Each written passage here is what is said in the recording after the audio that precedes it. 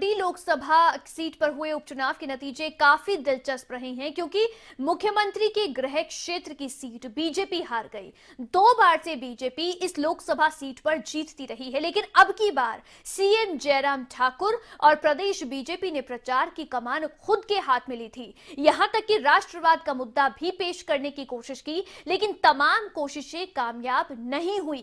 आखिर बीजेपी मंडी में चुनाव हार क्यों गई और कांग्रेस ने मंडी में कैसे जीत दर्ज की, ये समझना जरूरी है।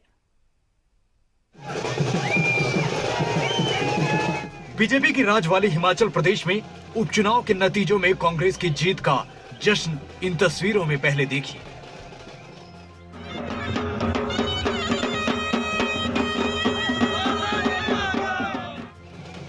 जुब्बल कोटखाई, अर्की और फतेहपुर विधानसभा सीट पर उपचुनाव में कांग्रेस ने बड़ी जीत हासिल की।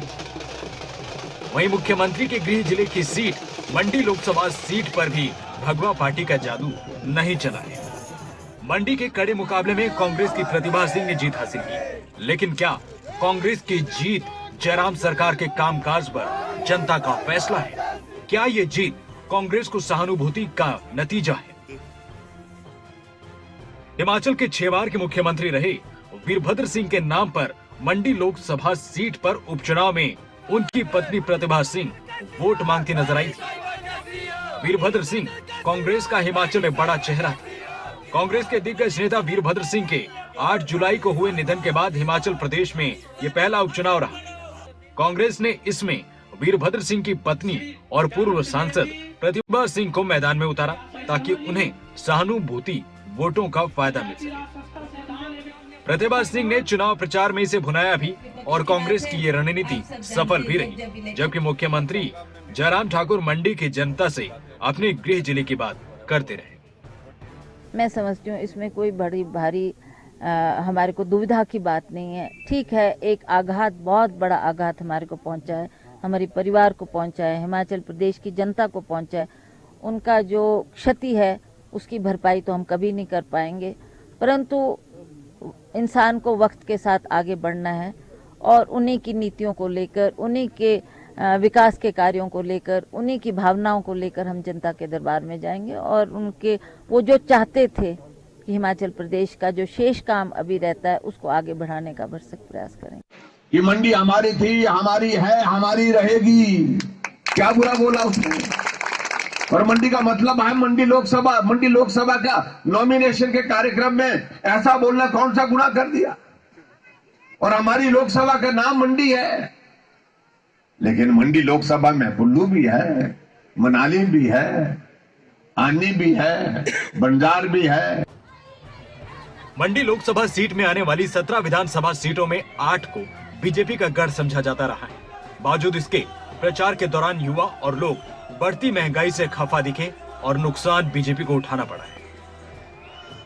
प्रदेश में बीजेपी की सरकार होने के बावजूद काम न होने और बेरोजगारी से परेशान लोगों ने भी नाराजगी इस उपचुनाव में कांग्रेस को वोट देकर निकाली है। मंडी लोकसभा सीट में आने वाले 17 क्षेत्रों में 30 अक्टूबर को अपेक्षा के मुकाबले वोटिंग कम रहने के बाद बीजेपी की राह मुश्किल मानी जा रही थी। इसका जिक्र खुद हिमाचल बीजेपी के प्रदेश अध्यक्ष सुरेश कश्यप की इन बातों में है, जिनमें वो कह रहे हैं कि मंडी में इतनी कम अंतर से कांग्रेस कभी जीती नहीं।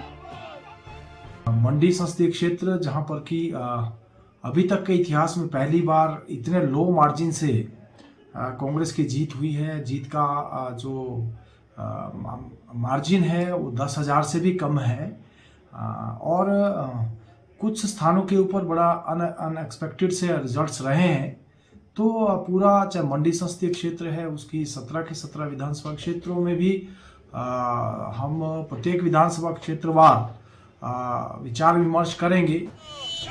मंडी लोकसभा सीट पर बीजेपी ने चुनाव में सैनिक कार्ड भी चला। कारगिल युद्ध के हीरो रहे ब्रिगेडियर खुशहाल ठाकुर को मैदान में उतारा।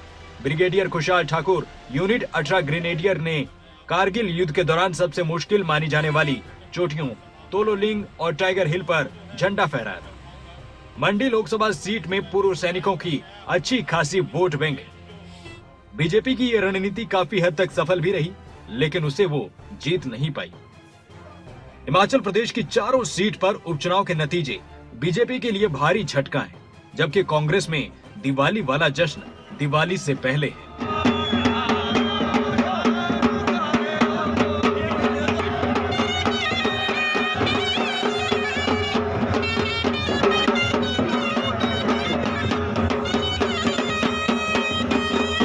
अगले साल हिमाचल में विधानसभा का चुनाव भी है और ये नतीजे हिमाचल में काफी कुछ संकेत दे रहे हैं।